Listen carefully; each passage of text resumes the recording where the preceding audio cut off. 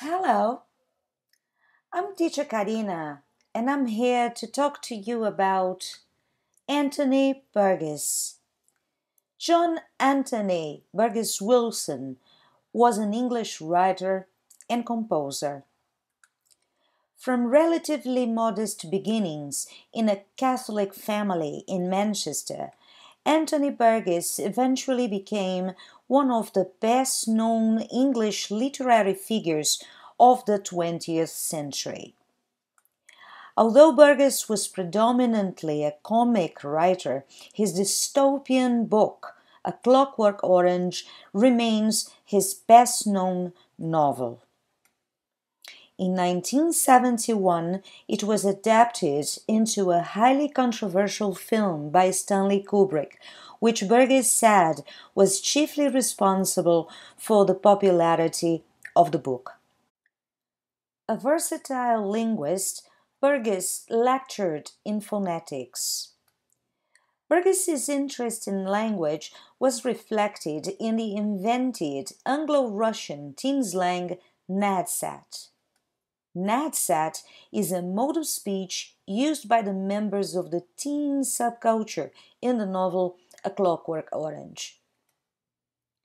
The anti-hero and narrator of the book, Alex, uses it in first-person style to relate the story to the reader.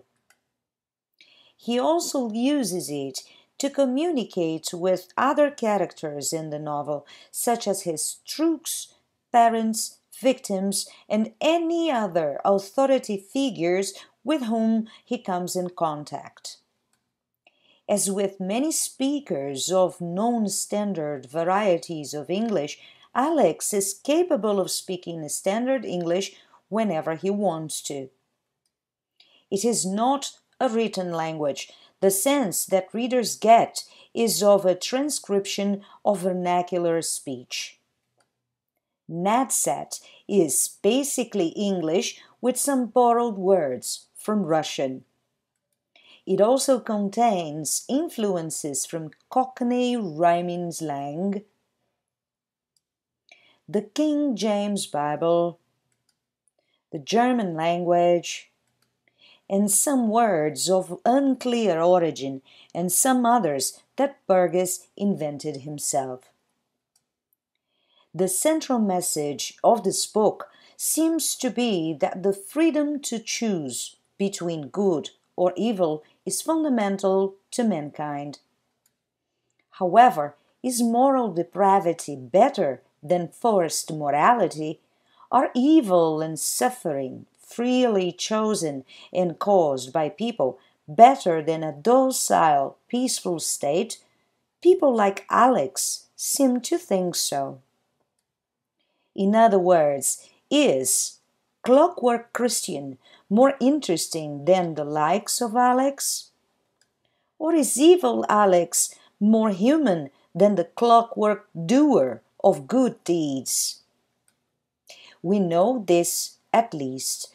Burgess sides with Alex. In his vivid descriptions of brutality in the book, Burgess uses violence not only to contrast the forces of good and evil, but also to cause readers to look within themselves at their own capacities for nastiness. Besides, can language shape thought? If the youth in the book were not communicating in nadsat, which arguably may be conducive to violence, is it possible that they might act less violently? What is the importance of nadsat to the tenets of the book? In Anthony Burgess's own words, a clockwork orange refers to a person who has the appearance of an organism lovely with color and juice, but is in fact only a clockwork toy to be wound up by God or the devil or the almighty state. In other words, it stands for the application of a mechanistic morality to a living organism oozing with juice and sweetness.